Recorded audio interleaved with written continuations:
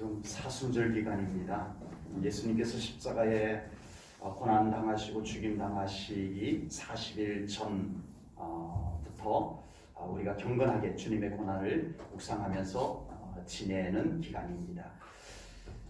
이 사순절이라는 기간을 정해놓고 경건하게 우리가 주님의 고난을 묵상하면서 지내는 이 시기는 어쩌면 예수님께서 실제로 십자가에 달려 돌아가시기 직전의 분위기와 비슷하다라는 생각이 듭니다. 예수님의 초기 사역 때는 인기가 하늘을 찌를 것 같았습니다. 예수님의 초자연적인 기적들은 어마어마한 사람들을 불러 모으기에 충분했습니다. 죽은 자를 살리시고 못 고칠 병을 고쳐내시고 귀신이 그 앞에서 떠나가는 역사가 일어나고요. 보리떡 5개와 물고기 2마리를 가지고 장정만 5,000명을 먹이고도 남는 기적들. 이 기적들은 많은 사람들을 집중하게 만들기에 충분했던 것입니다. 그리고 예수님께서 선포하시는 하나님 나라의 복음은 메시아를 간절하게 기다렸던 이 유대인들에게는 정말 솔깃했습니다. 예수님께서 한 낮은 산 위에 올라가셔서 주옥 같은 말씀을 선포하실 때, 마태복음 5장부터 7장까지 있는 말씀이죠. 산상수.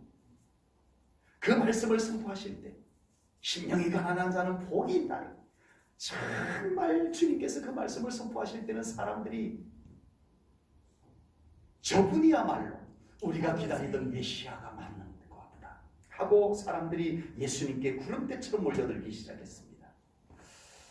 그러나 점점 예수님의 기적은 줄어들기 시작을 했습니다. 왜냐하면 기적이 목적이 아니었기 때문입니다. 아버지. 오직 복음이 목적이고 아멘. 구원이 목적이었기 때문입니다. 아멘.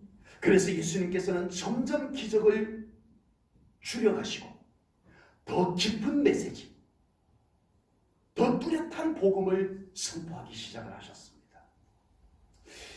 그러나 안타깝게도 사람들은요, 계속 기적을 보기를 원했어요. 주여. 더 큰 기적, 아버지. 그보다 더 큰 기적, 더 놀라운 기적. 오늘은 또 어떤 기적을 행할까? 이걸 보기를 원했댔어요. 사람들은 계속 자기 귀에 솔깃한 달콤한 자기들이 듣고 싶은 메시지만을 듣기를 원했어요. 그러나 예수님께서는 계속 그들이 원하는 것을 해줄 수가 없었습니다. 그게 목적이 아니었기 때문입니다. 그게 핵심이 아니었기 때문입니다. 결국 사람들은 예수님을 떠나가기 시작을 합니다. 자기들이 정해놓은 메시아의 모습이 아니었다는 겁니다. 기적도 없는, 말씀도 자기들이 생각했던 말씀이 아닌 예수님을 떠나가기 시작합니다. 실망하기 시작합니다. 요한복음 6장 66절 말씀을 보겠습니다.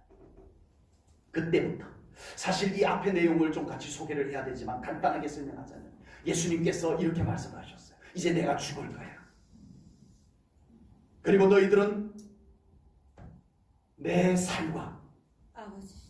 내 살을 먹고 내 피를 마셔야 너희들이 영생을 얻는다는 말씀을 하신 거예요. 그때 그 말씀을 듣던 사람들이 뭐야? 이상한 말씀이야. 이렇게 듣기 시작합니다.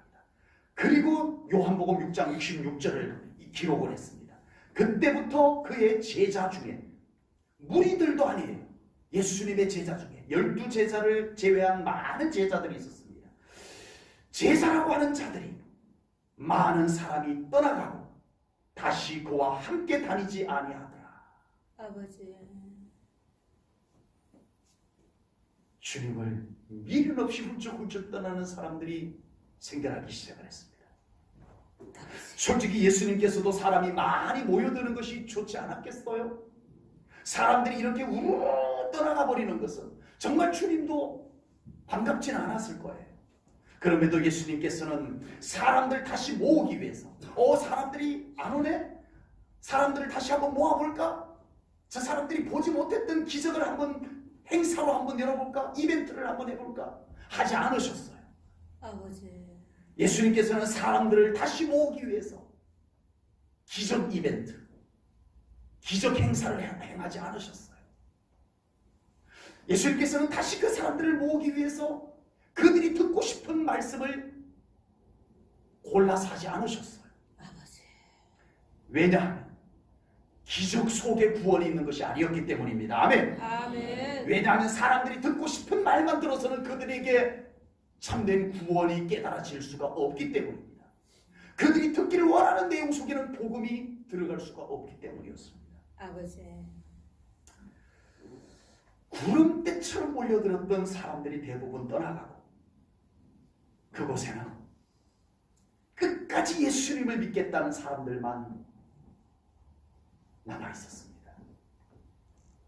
그리고 예수님께서도 이제는 많은 사람들이 떠나가고 난 뒤에 그들을 찾으러 다니지 아니하시고 진정으로 주님을 필요로 하는 사람, 아멘. 진정으로 주님을 사모하는 사람, 아멘. 그들과 함께 계셨습니다. 아멘. 오늘 본문의 배경이 예수님께서 지금 많은 사람들이 예수님을 다 떠나간 그 빈자리에 아버지. 주님을 꼭 필요로 하는 사람, 주님을 사모하는 사람들과 함께 계시는 장면을 오늘 본문이 우리에게 보여주고 있습니다. 아버지. 오늘 본문 1절을 보면 오늘 본문의 배경, 오늘 본문의 분위기가 어떤가를 우리가 좀 알 수가 있습니다. 본문 1절을 보겠습니다.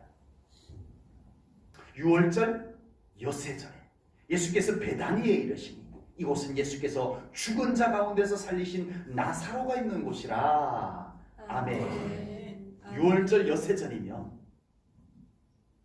일주일 뒤면 예수님께서 이제 드디어 십자가에 달려 돌아가시는 날입니다. 아버지. 예수님을 환호했던 사람들은 대부분 다 떠나고 예수님은 조용히 베다니라고 하는 곳을 찾아가셨습니다. 그곳에는 누가 사느냐? 예수님께서 죽었던 나사로를 다시 살려주신 나사로가 사는 곳입니다. 오늘 본문 내용만 놓고 보면 예수님께서 마치 나사로의 집에, 마르다의 집에, 마리아의 집에 가신 것처럼 느껴지지만 오늘 이 본문 내용을 그대로 다른 성경에서 기록한 병행 성경 구절을 찾아보면 아닙니다. 나사로의 집에 갇힌 것이 아니고 베단이라고 하는 동네에 나병 환자, 문둥병자 시몬이라고 하는 사람이 살고 있었는데 예수님께서 그 집을 가신 거예요. 아버지. 누구 집이요? 유명한 사람이 아닙니다. 많은 사람을 끌어모을 수 있는 영향력 있는 사람도 아니었어요. 나병 환자는 외톨이입니다. 사람이 상대하지 않는 사람입니다. 주님은 그렇지만 주님을 꼭 필요로 하는 그 사람 집에 가셨습니다. 아멘. 그곳에 나사로와 마르다와 마리아 세 남매가 주님이 오셨다는 소식을 듣고 그곳에 찾아왔던 것입니다. 세상에 많고 많은 사람들이 있고 예수님은 그 모든 사람들의 만왕의 왕이 되십니다. 아멘. 어느 누구도 예수님과 상관없는 사람은 한 사람도 이 지구상에는 없습니다. 아멘. 그러나 예수님은 끝까지 예수님을 사모하는 사람, 아멘. 예수님을 필요로 하는 사람과 함께 계심을 믿습니다. 아멘. 주님은 그들과 함께 계시기를 기뻐하십니다. 아멘. 나사로는 죽었다가 4일 만에 예수님께서 찾아오셔서 다시 살려주신 사람입니다. 아버지. 위대한 간증이 있고 위대한 고백이 있는 사람입니다. 여러분, 예수님은 이와 같이 신앙의 간증이 있는 사람과 함께하기를 기뻐하십니다. 아멘. 여러분에게 예수님과 함께하는 놀라운 간증들이 여러분으로 하여금 예수님을 부르게 만듭니다. 아멘. 예수님을 초청하게 만듭니다. 아멘. 주님 저에게 이렇게 행해 주셨잖아요. 아멘. 아버지. 주님은 그곳에 찾아와 주십니다. 아멘. 마르다는 예수님을 자기의 집으로 모셔서 피곤해 지치신 예수님을 극진히 섬겨드린 여인입니다. 아버지. 예수님은 진정으로 자원하는 마음과 기쁜 마음을 가지고 주님을 모시는 자와 함께 하기를 기뻐하시는 예수님이십니다. 아멘. 우리 성도님들에게 이 마음이 있으시기를 바랍니다. 아멘. 주님을 너무나 사랑하시고 아멘. 주님을 모시고 싶어서 어찌할 줄 몰라 하는 그 마음을 여러분들이 갖고 계시다면 주님은 찾아가 주시는 줄로 믿습니다. 아멘. 마리아는 예수님의 발치에 앉아서 아버지. 주님의 말씀을 믿음으로 받고 깨달았던 여인이었습니다. 아멘. 예수님은 말씀을 사모하는 자와 함께하기를 기뻐하십니다. 아멘. 주님의 말씀을 꿀맛같이 받아먹는 사람에게 주님은 함께 계십니다. 아멘. 아멘. 예수님께서는요, 국회의원 선거하는 것처럼, 대통령 선거하는 것처럼 많은 군중들을 찾아가는 것이 아니었습니다. 아버지. 예수님은 정작 진정으로 예수님을 필요로 하는 사람, 진정으로 예수님을 사모하는 사람을 찾아가 주셨습니다. 아멘. 오늘 본문은 그 모습을 우리에게 보여주고 있습니다. 조금 전 요한복음 6장 66절 말씀을 읽을 때 우리는 무슨 모습을 봤어요? 아버지. 구름대처럼 몰려들었던 사람들이, 그 중에 많은 예수님의 제자라고 하는 사람들이 구름대처럼 떠나가 버리는 장면을 봤습니다. 아버지. 미련 없이 예수님을 버리고 떠나가 버렸습니다. 그랬던 무리들이 갑자기 다시 또 나타납니다. 아버지. 요한복음 6장에서 미련 없이 예수님을 버리고 떠났던 그 무리들이 또 한순간에는 와 몰려드는 모습을 볼 수 있습니다. 아버지. 요한복음 12장 12절 13절입니다.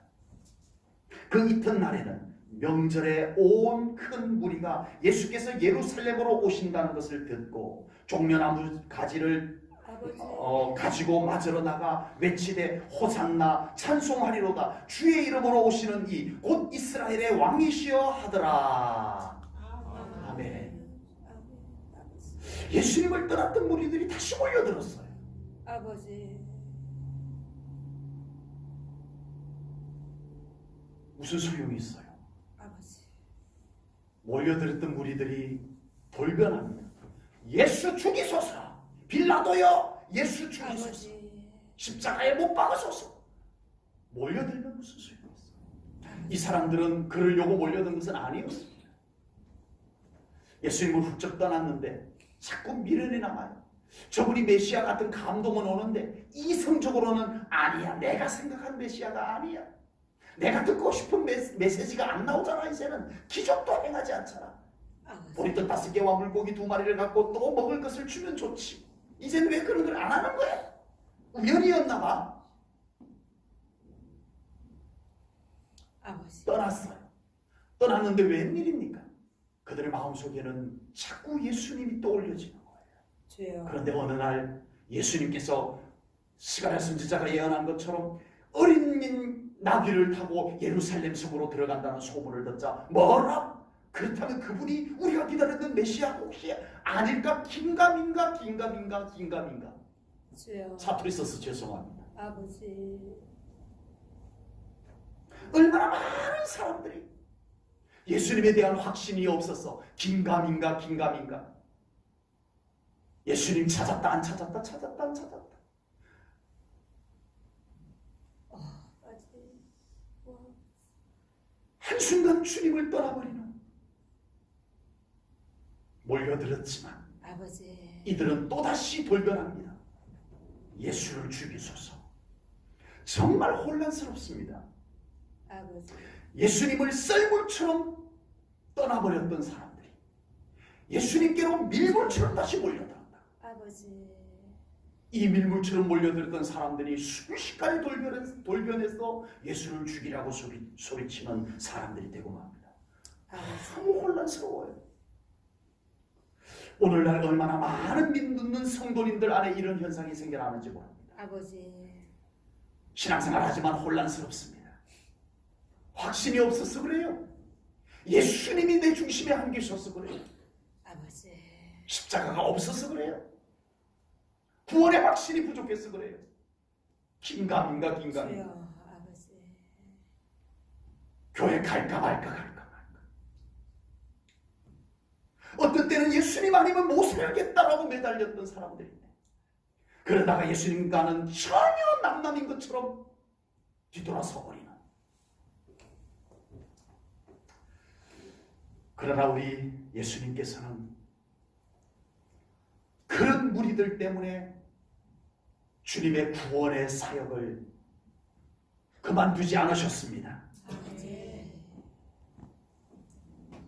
그리고 예수님께서는 바로 그 무리들을 위해서 예수님께로 몰려왔다가 순식간에 떠나가 버리고 다시 또 몰려왔다가 이제는 예수님을 죽이라고 소리치는 그 무리들을 위해서 우리 주님께서는 묵묵히 대속의 길을 걸어가셨습니다. 아멘. 아멘. 아멘. 인기몰이를 하려고 하지 않으셨어요. 아버지. 사람들이 나를 떠나네? 내가 한번 저 사람들 다시 한번 모아볼까? 하지 않으셨어요. 아버지. 주님은 오로지 구원의 길, 십자가의 길, 구속의 길, 아멘. 그 길을 묵묵히 걸어가셨습니다. 아멘. 아버지. 그리고 끝까지 주님을 필요로 하는 사람, 끝까지 난 주님 좋아요, 난 주님 없이는 못 살아요 하는 그 남겨진 자들을 위해서 주님은 그들 곁에 계셔 주셨습니다. 아멘. 오늘날 기독교 현상 속에 이런 현상이 너무 많이 나타납니다. 아버지. 우 몰렸다가 우 떠나가, 주님 없이 못 살겠다라고 했다가 주님 전혀 필요 없는 사람처럼 주님을 훌쩍 떠나버리는 이런 현상들이 오늘날 기독교 안에 너무 많이 나타나고 있습니다. 아버지. 그러나 우리는 그 속에서도 베다니에 사는 나병 환자 시몬처럼, 나사로처럼, 마르다처럼, 아버지. 마리아처럼 우리 끝까지 주님 없이 못 살아요. 아멘. 주님을 사모하시기 바랍니다. 아멘. 주님이 여러분들과 함께 계실 줄로 분명히 믿습니다. 아멘. 오늘 본문에서는 유월절 엿새천이라고 했습니다. 유월절 엿새천은 신앙적으로 가장 갈등의 고비라고 표현해 볼 수가 있을 것 같습니다. 우리의 신앙생활 여정 속에 유월절 엿새천의 고비가 찾아옵니다. 아버지. 꼭 찾아옵니다. 그 순간 과연 우리는 무리들 속에 휩쓸려서 주여. 다닐 것인지, 아버지. 무리들과 함께 쉬 썰물처럼 주님 곁을 떠나버릴 것인지, 그 엿새전, 유월절 엿새전 그 순간에도 주님은 덜 깎는 자 앞에 아버지. 말없이 있는 어린 양처럼 계시는 그 주님 곁에 끝까지 주님을 필요로 하며 십자가에 달려 돌아가실 주님을 저버리지 아니하는 그 믿음으로 우리는 유월절 엿새전을 준비하고 있을 것인지, 우리 사랑하는 성도님들 자신의 믿음을 돌아볼 수 있기를 축복합니다. 아멘. 사순절 기간, 과연 나는 지금 어디에 있는가? 아버지. 지금도 내 생각을 쫓아 예수님 없는 곳을 헤매고 있는 우리의 모습은 아닌지 돌아봐야 합니다. 아버지. 내 생각을 쫓아갔던 그곳은 많은 무리들은 있을지 몰라도 주님은 그곳에 안 계셨어요. 아버지. 지금도 무리들 속에 섞여서 분위기 따라 이러지도 저러지도 못하고 휩쓸려서 주님도 찾았다가 아버지. 주님도 떠났다가 방황하면서 우리는 또 언제까지 아버지. 이런 신앙생활을 하고 있지는 않는지 우리 자신들의 믿음을 돌아봐야 합니다. 아멘. 나는 지금 주님을 필요로 해서 여전히 주님을 간절히 찾고 있는 믿음인지 돌아보시기 바랍니다. 아멘. 나는 지금 주님을 간절히 사모해서 주님 곁에서 한치 발걸음도 뗄 수 없어요. 주님 곁을 떠날 수 없어요. 주님 내 곁에 계셔주세요. 이 믿음의 간절한 사모함을 가지고 있는 나의 믿음을 가지시기를 바랍니다. 아멘. 그 믿음을 가지고 신앙생활 하시기 바랍니다. 아멘. 예수님께서 베다니 시몬의 집에 계시는데 마리아가 옥합을 하나 들고 나타났어요. 그리고 그 옥합을 주님 앞에서 깨뜨리고 그 속에서 향유를 담은 항아리를 꺼내서 주님의 발에 순전한 나도 향유를 부어드립니다. 그리고 마리아는 자기의 머리카락으로 주님의 발을 닦아드렸습니다. 아버지. 순전한 나도는 향유입니다. 기름이면서 향이 납니다. 우리가 사용하는 향수와는 차원이 다릅니다. 아버지. 순전한 나도는 성경에 보면 아픈 사람의 상처에 발라주기도 합니다. 병든 사람 몸에 발라서 그 곳에 손을 얹고 기도하면 치유가 일어나는 매우 신앙적인 기름입니다. 아버지. 그리고 순전한 나도는 죽은 사람의 시체에 바르는 장례에도 사용을 하는 향유였습니다. 기름이었습니다. 순전한 나도는 가장 귀중한 손님이 집에 오면 아무나에게는 그것을 꺼내놓지 않습니다. 아주 특별한 손님, 아주 귀한 손님이 왔을 때만 이 순전한 나들을 꺼내서 그의 머리에 발라줍니다. 만약에 내가 누구 집엔가 갔는데 그 집주인이 뭔가 요만한 항아리를 들고 나와서 병을 들고 나와서 거기에 있는 기름을 내 머리에 발라준다면 나는 지금 그 집의 최고의 손님이라는 대우를 받고 있는 겁니다. 아무나에게 부어주지 않는 향유입니다. 너무 귀한 것이라 가격도 매우 비쌉니다. 아버지. 가룟 유다가 이 마리아가 부어드린 향유를 그 자리에서 바로 계산을 해냈는데 무려 300데나리온이나 됐습니다. 그래도 우리 제일전원교회 성도님들은 300데나리온이나 되었다고 하면은 그 가치가 어느 정도인지 알으셔서 와 하고 놀라실 줄 알았는데 제가 계산을 해드리겠습니다. 300데나리온입니다. 1데나리온이 남자 장년의 1당입니다. 300데나리온이면 대략 남자 성인 남자 1년 연봉을 그대로 모아놓은 것이라고 보시면 비슷합니다. 아버지. 그래도 감이 안 오면 대략 300데나리온이면 3천만 원 정도 된다고 보시면 됩니다. 아버지. 별로 안 비싸다고 생각하시는 건지. 마리아는 순전한 나들을 예수님의 발에 부어드리고 자기의 머리카락으로 닦아드렸습니다. 순전한 나들은 이렇게 사용하면 돼요, 안 돼요? 안 돼요. 마리아는 그동안에 이 순전한 나드유를 고스란히 모아왔지만 정말 어마어마한 가격의 이 나드유를 모으기까지는 얼마나 애를 썼겠어요. 돈을 벌어서 그걸 또 사고 부어서 모으고 또 조금 사서 부어서 모으고 이렇게 모았던 것 아니겠어요. 그걸 한순간에 예수님의 발에 부어들었다는 것은 마리아는 너무 이 나드유를 잘못 사용한 거예요. 이 향유를 잘못 사용한 거예요. 마리아의 이런 행동에는 두 가지 가능성이 있습니다. 첫째는 가룟 유다가 이 마리아의 행동을 비웃었어요. 왜 쓸데없는 짓을 하는 거야? 왜 허비하는 거야? 낭비하는 거야? 했듯이 마리아는 지금 뭔가 바보스러운 행동을 한 것이 맞을 수도 있습니다. 그러나 두 번째 가능성은요. 마리아는 그 누구도 보지 못한 것을 보고 그 누구도 깨닫지 못한 것을 깨달은 것이 있었을 것이에요. 아멘. 아멘. 아멘. 마리아는 매우 바보스럽든지 아니면 마리아는 그 누구도 발견하지 못한 무엇인가를 깨달은 사람이라고 믿어야 합니다. 아멘. 예수님께서 마리아의 행동을 꾸짖지 않으시고 가룟 유다를 책망하신 것을 보면 마리아는 바보스러운 것은 아닌 것이 분명합니다. 아멘. 마리아는 남들이 보지 못한 것을 보았고 남들이 깨닫지 못한 것을 깨달았던 것이 분명합니다. 아멘. 아멘. 7절 말씀을 보겠습니다. 예수님께서 마리아에게 이렇게 말씀하셨습니다.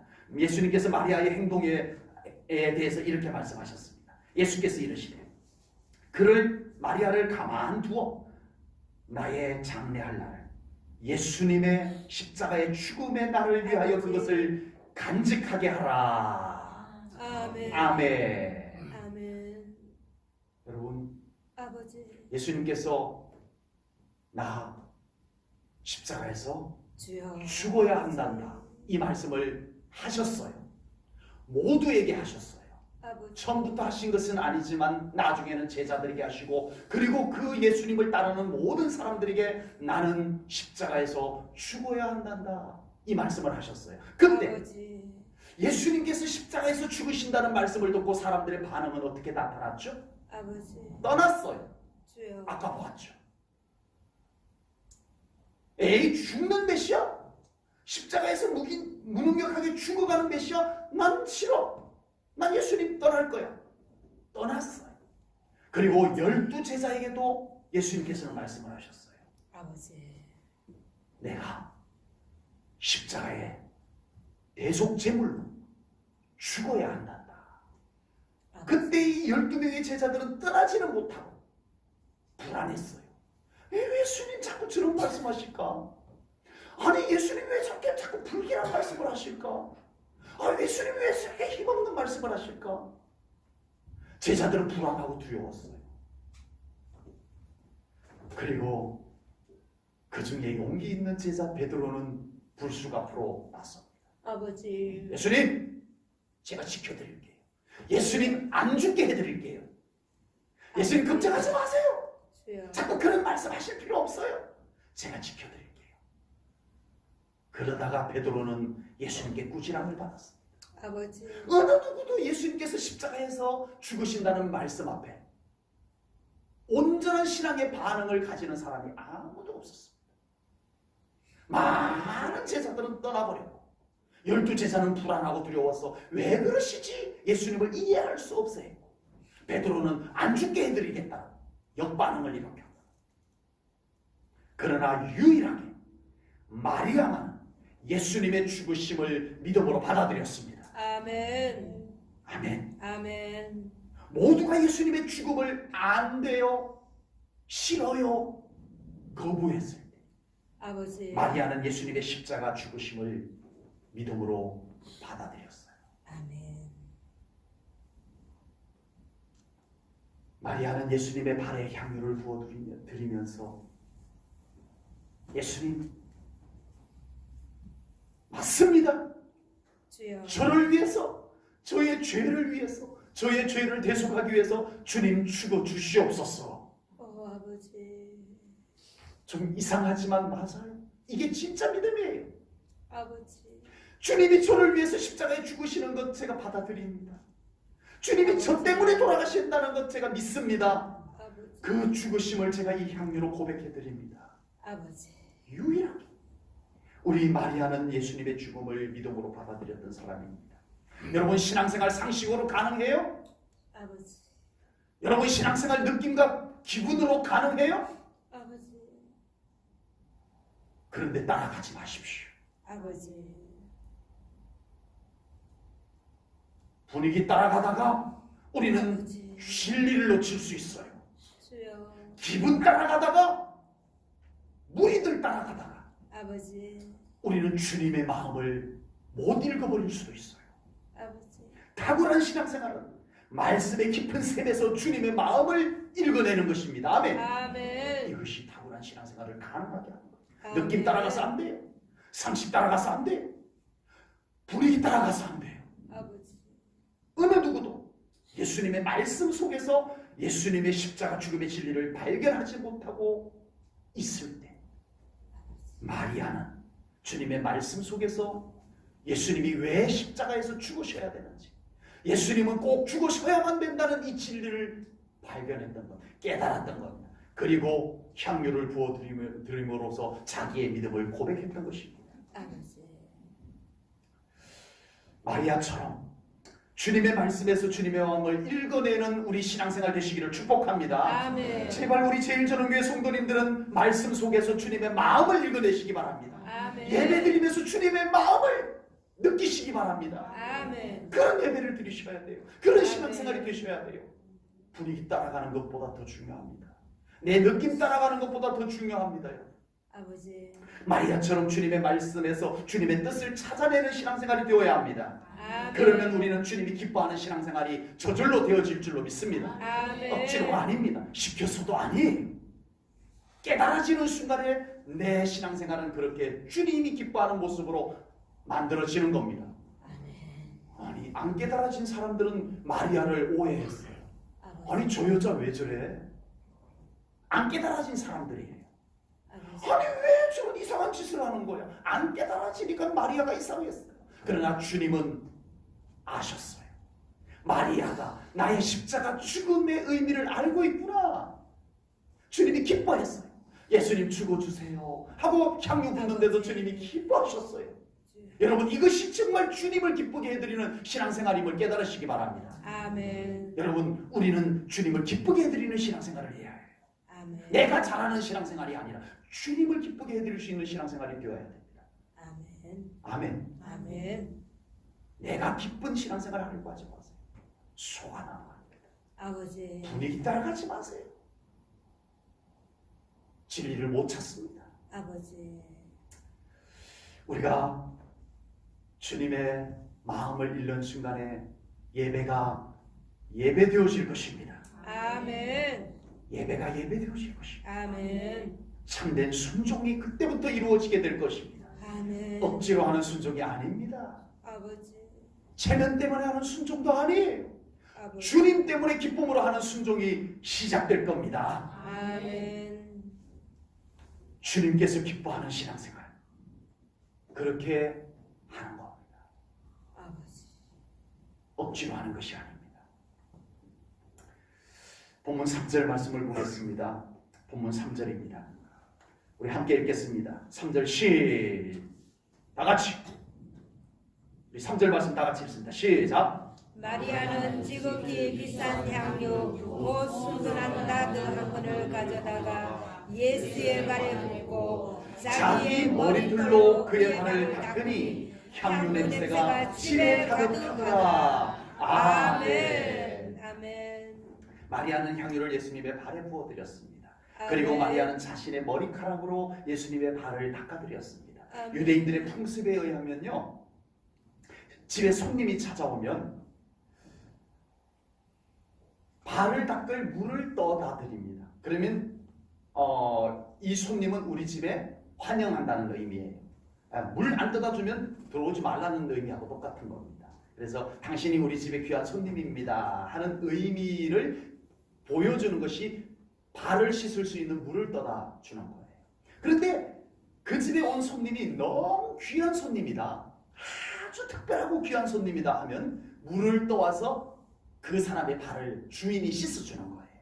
그러면 주인이 그 손님의 발을 씻어줄 정도면 이 사람은 그 집의 최고의 손님이라는 의미를 갖고 있습니다. 발을 씻어주는 거예요.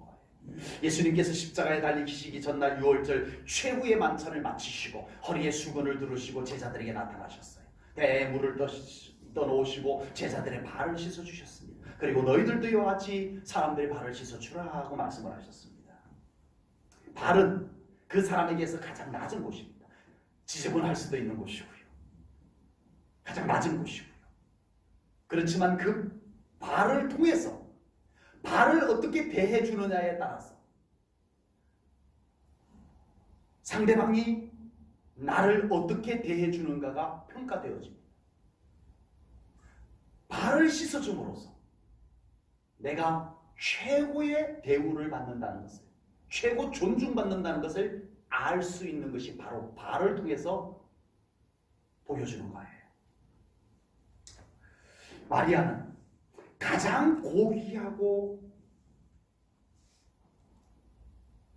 순결한 향유와 그리고 머리카락으로 예수님의 발을 씻어 드렸다라고 하는 겁니다. 아버지.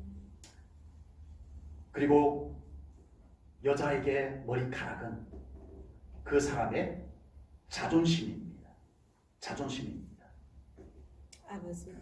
소설가 오헬리라고 하는 소설가가 크리스마스 선물이라고 하는 단편 소설을 썼어요. 간단하게 설명하자면 부부가 있었는데 짐과 벨라라고 하는 부부가 너무너무 아끼고 사랑을 해요. 그런데 가난해요. 그래서 이 부부는 크리스마스가 다가왔는데 서로에게 선물을 해줄 돈이 없는 거예요. 남편이 아내를 보니까 갈색 머리인데 정말 저 머리를 빗을 만한 빚이 없는 거예요. 빚을 사주고 싶지만 돈이 없어요. 아내가 남편 짐을 보니까 남편은 할아버지 때부터 물려받은 시계가 있는데 이 시계를 하고 다니는 줄이 낡아서 끊어지고 없어진 거예요. 시계만 이렇게 있는 거예요. 그래서 아내가 남편을 위해서 남편의 시계 줄을 선물했었으면 참 좋겠다. 돈이 없어요.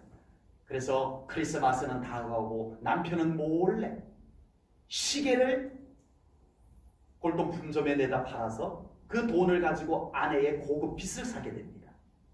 그리고 아내 델라는 남편 몰래 자기의 머리카락을 자르고 스카프로 머리를 두르고 크리스마스를 맞이합니다. 자기의 머리카락 자른 것을 내다 팔아서, 옛날에는 머리카락 잘라서 팔았죠. 팔아서 그 팔은 돈을 가지고 남편의 시계줄을 사서 크리스마스 선물로 가게다 넣어서 드디어 크리스마스가 되었습니다. 남편은 아내에게, 스카프를 두르고 있는 아내에게 고급 빗을 선물로 줬어요. 그리고 아내는 남편의 시계줄을 줬어요. 그 다음 이야기는 생략하겠습니다.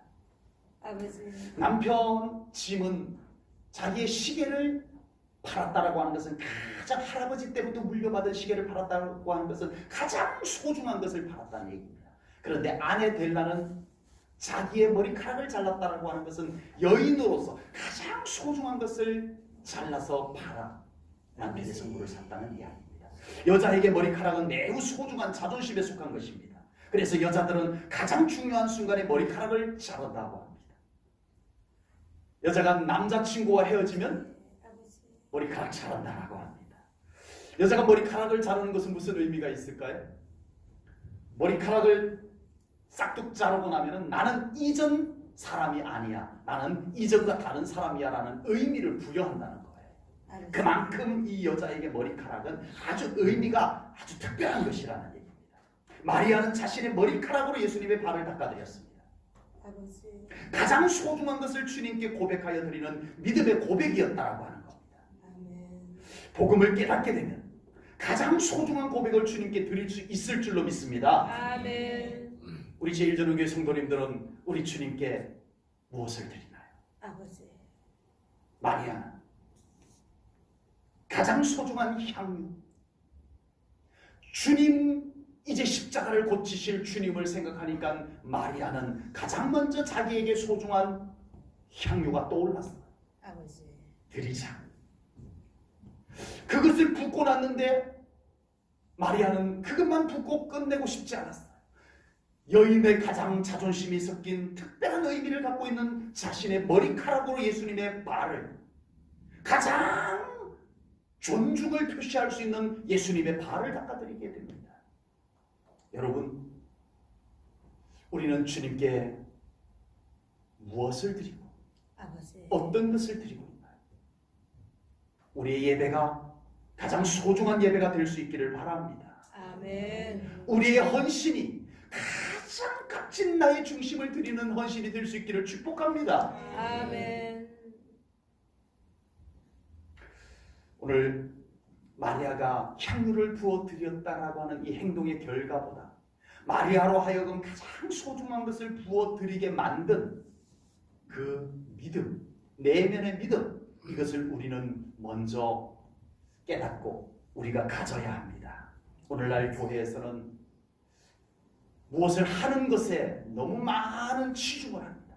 저 사람은 저걸 했어. 저 사람은 저걸 했어. 맞아요. 중요해요. 그러나 우리는 오늘 이 말씀을 통해서 우리를 위해서 십자가를 지시는 주님께 마리아는 이렇게 헌신했는데, 마리아는 이런 고백을 주님께 올려드렸는데, 나는 지금 나를 위해서 십자가를 지신 주님 앞에 나는 어떤 고백을 드리고 있는가? 이 믿음을, 나의 믿음을 돌아볼 수 있는 사순절이 되기를 바랍니다. 아멘. 이 믿음을 점검하지 아니하고는 우리는 온전한 주님이 기뻐하는 믿음 생활을 할 수 없기 때문입니다. 아버지. 내 마음대로 하는 신앙생활, 내 멋대로 하는 신앙생활 안 됩니다.